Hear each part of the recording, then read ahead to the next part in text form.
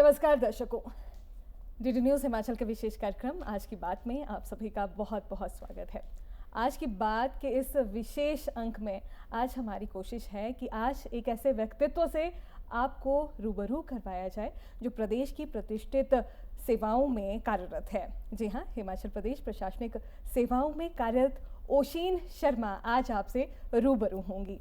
Ocean ma'am, कार्यक्रम में आपका बहुत बहुत स्वागत है। Thank you so much. अपने दर्शकों को बताना चाहेंगे, वर्तमान में प्रशासनिक अधिकारी ओशिन शर्मा भाषा कला एवं संस्कृत विभाग में सहायक सचिव के पद पर कार्यरत हैं। ओशिन मैम, सबसे पहले तो आज एक विशेष दिन देखा जाए तो राष्ट्रीय संविधान दिवस आज ही के दिन संविधान दिवस के तौर पर मनाया जा रहा है, अंगीकृत आज ही के दिन हुआ।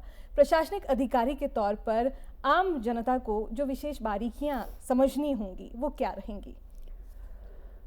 देखिए, इस दिन को अगर हम याद करते हैं तो सबसे ज़्यादा ज़रूरी है उन लोगों को याद किया जाए जो founding fathers of the constitution रहे।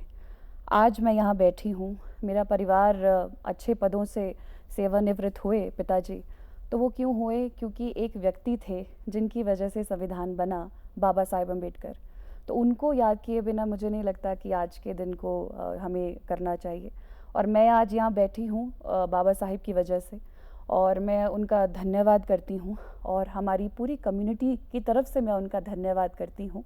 मैं गद्दी हूँ और मैं हमेशा इस बात को बहुत शान से बोलती हूँ। नहीं तो अगर बाबा साहिब ना होते तो हमारा परिवार, हमारी पूरी की पूरी लेगेसी जो भी है, आज शायद हम भेड़े ही चला रहे होते और आज या डीडी न्यूज़ के प्लेटफॉर्म पे ना बैठे होते।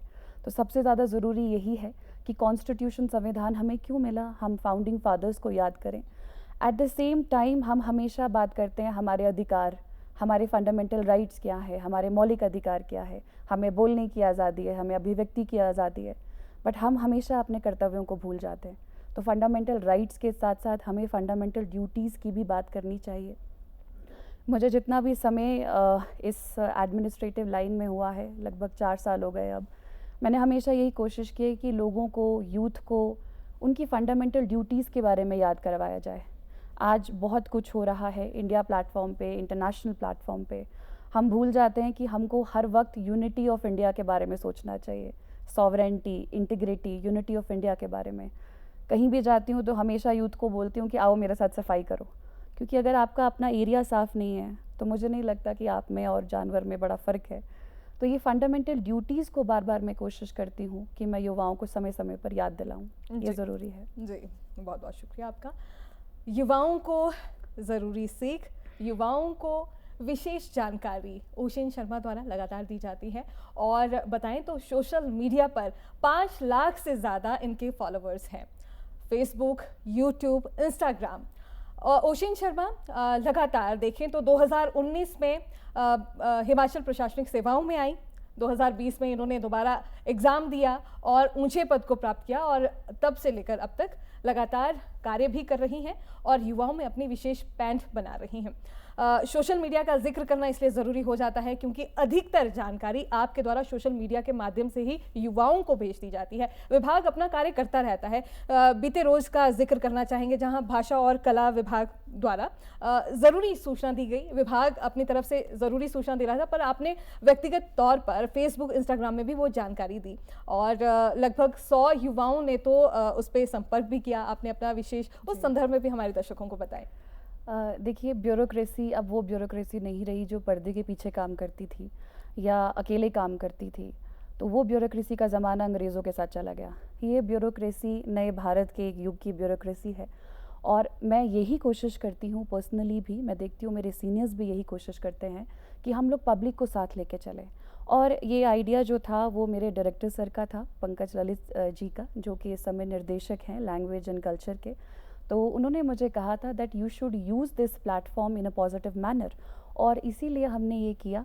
और बहुत सारे युवाओं ने, कई लोगों ने, ये लड़कियों ने स्पेशली, जो कि हम सोचते हैं कि अब 4 कोने से बाहर निकल चुकी हैं, लेकिन वो भी कंधे से कंधा मिलाते हुए आगे आती हैं और मुझे मेल करती हैं कि ma'am, even if I don't get selected, मुझे खुशी है कि मैं आपके किसी काम आऊँ। तो वो सिर्फ मेरे ही नहीं, वो समाज के और हिमाचल के काम आ रहे हैं। तो इस तरह से जो यूथ में एनर्जी और पैशन मुझे दिखाई दे रहा है हिमाचल का, वो दैट इज़ अमेजिंग। एंड आपके डीडी न्यूज़ के माध्यम से भी मैं यही बोलना चाहती हूँ, मैंने अपने सारे सोशल मीडिया चैनल्स पे ये भेजा है और ईमेल आईडी वगैरह भी भेजी है। हिमाचल के मंदिरों पे भाषा विभाग एक कॉफ़ी टेबल बुक बनाने जा रहा है, ताकि हम दिखाना चाहते हैं कि ये जो धरोहर है हमारी हिमाचल की देव संस्कृति की, ये कितनी खूबसूरत है। तो यही चीज़ मैंने शेयर करने की कोशिश की।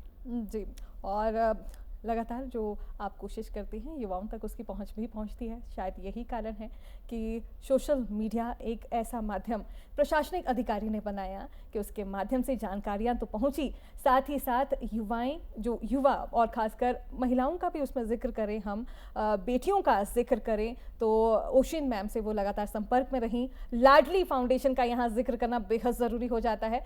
क्या है लाडली फाउंडेशन, इस संदर्भ में भी हम आपसे पूछेंगे। कुछ समय इस तरह से परिस्थिति मेरे जीवन में आई और उस समय मुझे लगता है कि आपके अंदर में कितना सब्सटेंस है ये चेक होता है, तो वही किस्मत ने चेक किया। लेकिन मुझे ऐसा पता चल गया कि मेरे जो माँ की परवरिश थी बहुत स्ट्रॉन्ग थी और उसी में चलते चलते लाडली फाउंडेशन ने मुझे अप्रोच किया था जब मैं बिलासपुर में डिस्ट्रिक्ट अटैचमेंट में थी और उन्होंने मुझे अप्रोच किया और उन्होंने मुझे स्टेट ब्रांड एम्बेसडर बनाया। ये सिर्फ एक टाइटल नहीं है, मुझे लगता है ये एक मेरी व्यक्तिगत जिम्मेदारी है। इसीलिए मेरा कोई भी स्टेशन हो, चाहे मैं बिलासपुर हूँ, चाहे मैं संधोल मंडी हूँ, चाहे मैं कुल्लू हूँ, चाहे मैं आज शिमला हूँ, मुझे ऐसा लगता है कि व्यक्तिगत जिम्मेदारी लेके चलती हूँ कि मेरे आसपास जो भी बेटियाँ हैं, जो भी लड़कियाँ हैं, अपने आप तो आगे बढ़ना है लेकिन उनको साथ आगे लेके चलना है। जी मैम, एक चीज़ और जो समझनी बहुत ज़रूरी है, पारदर्शिता के तहत आप काम भी कर रही हैं और इस संदर्भ में भी ये भी समझे तो जितनी पारदर्शिता अपने कार्य के प्रति आपने रखी है, सोशल मीडिया के संदर्भ में देखें तो लगातार उस संदर्भ में भी आपकी वीडियोस आती रहती हैं। इस संदर्भ में ये जानना चाहेंगे कि दोनों समरूपता प्रशासनिक अधिकारी के तौर पर और सोशल मीडिया को आप हैंडल कर रही हैं, इसलिए हैंडल करना ज़रूरी हो जाता है और ये बात इसलिए समझनी बहुत ज़रूरी हो जाती है क्योंकि समरसता एक समान कैसे कर लेती हैं? ये मैं कोशिश कर रही हूँ कि मैं दोनों को बैलेंस करूँ। और देखिए, जब आप लाइफ में थोड़े परेशान होते हैं तो मुझे लगता है कुछ ना कुछ मोटिवेटिंग फोर्स आपको हमेशा रखनी चाहिए। कई लोग स्पोर्ट्स में जाते हैं, कई लोग डांस में उस चीज़ को ढूंढते हैं, कई लोग रीडिंग करते हैं और कई लोग ऐसी परिस्थिति में राइटिंग इतनी ज़बरदस्त करते हैं कि अपना लोहा मनवाते हैं। मेरे लिए सोशल मीडिया प्लेटफॉर्म ने एक ऐसा ज़रिया क्रिएट किया जहाँ से मैं आम आदमी से डायरेक्टली जुड़ती थी। कहने के लिए हम सोशल मीडिया को बहुत गालियाँ दे सकते हैं कि सोशल मीडिया ऐसा है वैसा है, बट मैं इसको टाइम वेस्ट नहीं समझती। मैं ये समझती हूँ एक बहुत महत्वपूर्ण टूल है जो आज की जनरेशन में डिजिटल टेक्नोलॉजी का ज़माना है और एक क्लिक अवे है कि आप अपनी इन्फॉर्मेशन लोगों तक शेयर करते हैं और लोग आपके बारे में क्या सोचते हैं, आपके काम और क्या चीज़ें इम्प्रूव हो सकती है गवर्नेंस में भी, एडमिनिस्ट्रेशन में भी, ये लोग आपको बता रहे हैं। तो इससे बढ़िया ज़रिया क्या हो सकता है? जी, इससे बढ़िया ज़रिया क्या हो सकता है? एक प्रशासनिक अधिकारी ने जब ये समझा और उस दिशा में काम भी किया और काम जो है वो सफल भी हुए, युवाओं तक उसकी पहुंची। मैम, खनन माफियाओं का जिक्र करना चाहेंगे। जैसे ही आपकी पोस्टिंग हुई, खनन माफिया के सीधे आप देखें तो उस वारदात को अंजाम देने आप पहुंच गई और वहाँ पे आप घबराई नहीं और उन चुनौतियों को भी समझा।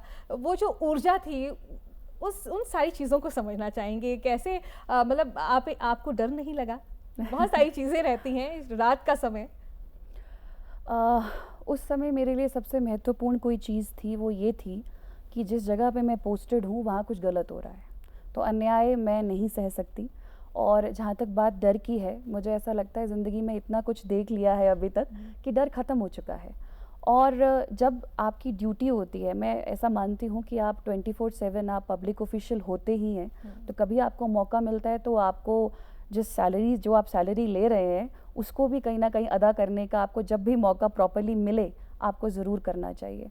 और सबसे बड़ी बात मैं आपको बताना चाहती हूँ, जो हमारे वहाँ ड्राइवर थे, जो मेरे साथ में थे चालक, उनकी ये इच्छा थी कि मैं जाऊँ और वो मुझे इन्फॉर्मेशन या जो टिप कहते हैं वो उन्होंने प्रोवाइड करी।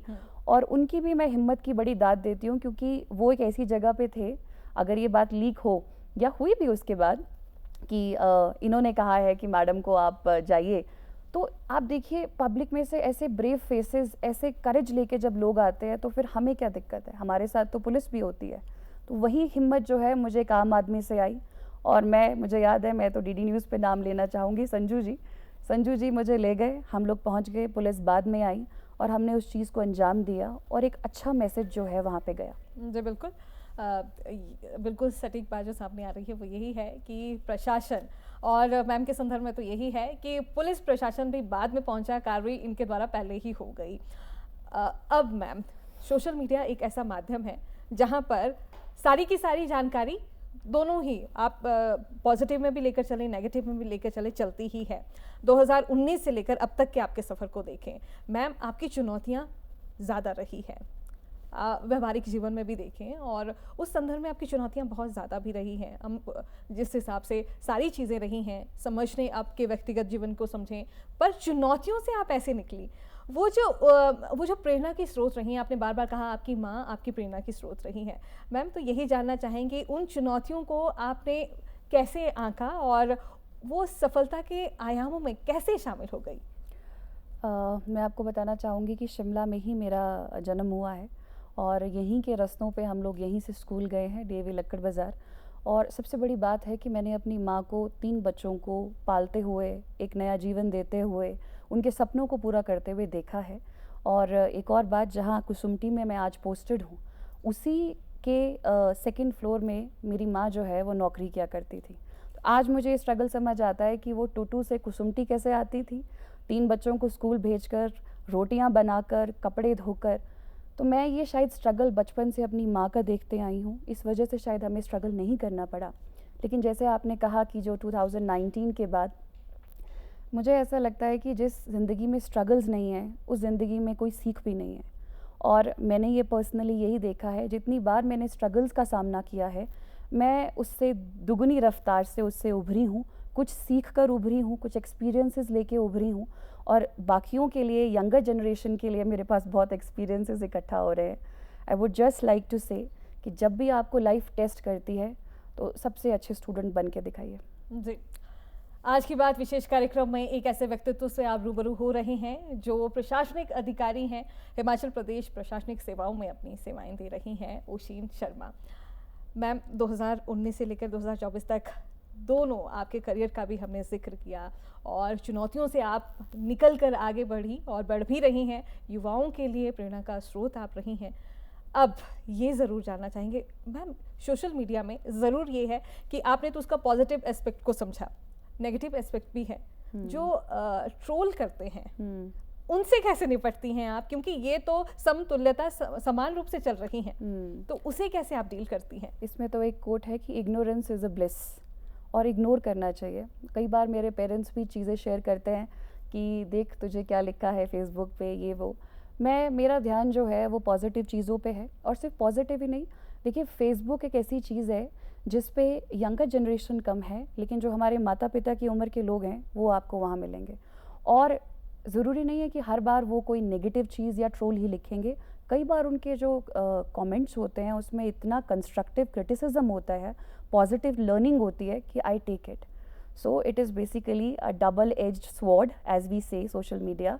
इसकी अच्छाइयाँ भी हैं, बुराइयाँ भी हैं, बट मैं इसको ओवरऑल एक पॉजिटिव सिनेरियो लेके आगे चल रही हूँ। जी, निश्चित तौर पर सकारात्मकता के पक्ष पर ही आपने काम किया, उसी का ही ये संदर्भ है कि वो ऊर्जा हम अभी भी महसूस कर रहे हैं। मैम, एक और चीज़ जो समझना थोड़ा ज़रूरी इसलिए हो जाता है, अब चूंकि ओशिन शर्मा की भविष्य के लिए क्या रणनीति है, भविष्य में वो क्या करना चाहती हैं, वो भी हमारे दर्शकों को बताएं। एडमिनिस्ट्रेशन काम चला हुआ है, पर मेरी एक पर्सनल इच्छा ऐसी है कि मैं एक एनजीओ को रूप दूं। उस पर काम चल रहा है, क्योंकि मैं कई बार अपने आप को बहुत मजबूर पाती हूँ जब लेडीज़ मेरे पास आती हैं और वो बताती हैं कि उनकी परिस्थिति अच्छी नहीं है और वो अपनी बच्ची की पढ़ाई कैसे करेंगी। या कुछ बच्चे मैं ऐसे देखती हूँ सरकारी स्कूल के, जिनको साल में सिर्फ 2 बार ही वर्दी मिलती है और वो दोनों वर्दियों में छेद हो जाते हैं स्वेटर्स में, आप ठंड देखिए अभी। तो कई बार मैं खुद को बड़ा मजबूर समझती हूँ और महसूस करती हूँ, क्योंकि सरकारी सैलरी में से ये बहुत मुमकिन नहीं है। तो एक एनजीओ का मैं एक सोचा है, सपना है मेरा, आने वाले समय में मैं इसको ज़रूर रूप दूँगी। और मुझे पूर्ण विश्वास है हिमाचल का हर एक व्यक्ति अपने अपने लेवल के हिसाब से, कैपेसिटी के हिसाब से उसमें ज़रूर योगदान देगा।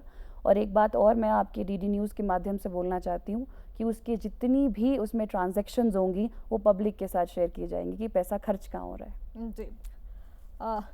ओशन शर्मा, एक ऐसा व्यक्तित्व जिनसे आप रूबरू हो रहे हैं, प्रशासनिक अधिकारी, और यूपीएससी की ये तैयारी कर रही थी और हिमाचल प्रदेश प्रशासनिक सेवाओं में अपनी भागीदारी सुनिश्चित कर रही हैं। उस तैयारी को समझना चाहेंगे। बहुत सारे जो युवा हैं तैयारी कर रहे हैं, यूपीएससी की तैयारी कर रहे हैं, एचपीएससी की तैयारी कर रहे हैं, जो बारीकियां हैं उनके लिए क्या देना चाहेंगे आप?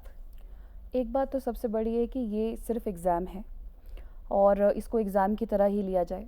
कई बार मैंने रिपोर्ट्स पढ़ी हैं कि बच्चे सुसाइड कर लेते हैं, तो ज़िंदगी से बड़ा तो कोई भी तोहफ़ा नहीं है। एग्ज़ाम अगर निकलता है, आपको लगता है आपने 100% कोशिश की है, तो ये कुछ ना कुछ रूप आपको फल ज़रूर देगा, क्योंकि मेरा ऐसा मानना है that if you aim for the moon you might land upon the stars, जैसे मेरे साथ हुआ है। और अगर आपको लगता है कि बार बार ट्राई करने के बाद भी, पूरा ज़ोर लगाने के बाद भी एग्ज़ाम्स नहीं निकल रहे, तो कुछ और सोचिए, क्योंकि आप शायद किसी और चीज़ के लिए बढ़िया बने हो। और ज़िंदगी में जो भी करिए उसमें 200% देने की कोशिश कीजिए। और एक और मैं युवाओं को बोलना चाहती हूँ जो तैयारी कर रहे हैं, अपने 1-2 साल की तैयारी के बाद पढ़ाना ज़रूर शुरू करें, क्योंकि जितना आप पढ़ा कर सीखते हैं उतना आप अकेले कमरे में पढ़कर नहीं सीखेंगे। मैं चंडीगढ़ में, क्योंकि मैंने बताया हम 3 भाई बहन थे, तो वो खर्चा उठाने के लिए मैंने पढ़ाना शुरू कर दिया था 1 साल की कोचिंग के बाद ही, और उसका फल ये निकला कि मेरे स्पीकिंग स्किल्स इन्हांस हो गए। आज आराम से बैठ के बात इसीलिए कर पा रहे हैं क्योंकि हज़ार बच्चों को भी देखा है, उनके सामने बोला है, पढ़ाया है, बात की है। तो ये सजेशन है जी। टीचिंग स्किल्स की बात हो रही है अब, चूँकि यकायक एक प्रश्न आ रहा है, ओशन शर्मा यदि प्रशासनिक अधिकारी नहीं होती तो क्या होती? जर्नलिस्ट। जी। मैंने जर्नलिज्म के लिए भी ट्राई किया था, पर फिर पेरेंट्स ये चाहते थे कि मैं प्रशासनिक सेवाओं में जाऊं, तो फिर उनकी बात मान दी। और अब ऐसा लगता है कि अगर ये नहीं होती तो फिर सेकंड नंबर पे मैं एक टीचर होती। मुझे पढ़ाना बहुत अच्छा लगता है। जी। एक जिम्मेदारी के पद पर आप आसीन हैं। वर्तमान में आपके नज़रिए से कौन सी चुनौती ऐसी समझती हैं जो समाज के पक्ष में आप देख रही हैं? ओशन शर्मा, सबसे बड़ी चुनौती वर्तमान समय में किसे समझती हैं सामाजिक पक्ष में? अगर हम हिमाचल के कॉन्टेक्स्ट में भी बोलें तो सबसे बड़ी सोसाइटल प्रॉब्लम इस समय ड्रग्स ही हैं। शिमला में भी हम, एक समय हुआ करता था कि ऐसी बातें नहीं सुनते थे, बट शिमला का युवा भी मैं देख रही हूँ कि इस तरफ अपना रुख कर रहा है। अब इसके कारण तो बहुत बोल सकते हैं हम कि लॉ एंड ऑर्डर इश्यूज़ हैं या कुछ और चीज़ें हैं, एक्सटर्नल चीज़ें हैं, but the most important is values missing है। हम ड्रग्स क्यों लेना चाहेंगे? क्योंकि हम एक सिचुएशन को एस्केप करना चाहते हैं। सभी की ज़िंदगियों में कठिनाइयाँ आती हैं, चाहे वो अनएम्प्लॉयमेंट की वजह से हो। युवा ये भी कहता है कि मैं अनएम्प्लॉयड हूँ, मैं क्या करूँ, मुझे टेंशन होती है तो मैं ड्रग्स लेता हूँ। ये बहुत गलत है। लाइफ में इतनी सारी चीज़ें हैं करने के लिए, आप किसी के काम आके देखिए। मैं आपको बताना चाहती हूँ मैं क्यों पढ़ा रही हूँ, मैं क्यों सोसाइटी से जुड़ती हूँ, क्योंकि ये, इसमें मेरा एक इंटरेस्ट छुपा हुआ है। मैं सेल्फिश हूँ, क्योंकि ये काम करने से मुझे खुशी मिलती है, मैं मोटिवेटेड रहती हूँ, और अगर अकेले भी रहना पड़े तो मैं रह रही हूँ। तो मैं युवाओं को यही बोलना चाहती हूँ, ये जो ड्रग्स वाला है इससे प्लीज़ आप दूर रहिए। हिमाचल ये नहीं था, हिमाचल का ऐसा कल्चर नहीं था, और जो बच्चा इसमें चला जाता है, बच्चे की तो ज़िंदगी ख़राब होके हो सकता है कि वो बचे भी ना, लेकिन पीछे जो लोग बच जाते हैं यानी पेरेंट्स, वो नहीं देखे जाते हैं। तो मेरी युवाओं से अपील है, ज़िंदगी में कुछ करने के लिए पैशन ढूंढिए। कुछ नहीं है तो किसी एनजीओ के साथ जुड़ जाएं, कुछ नहीं है तो किसी बच्ची का खर्चा उठा लीजिए स्कूल का। बहुत कुछ है करने के लिए। Drugs is not the answer. Ji.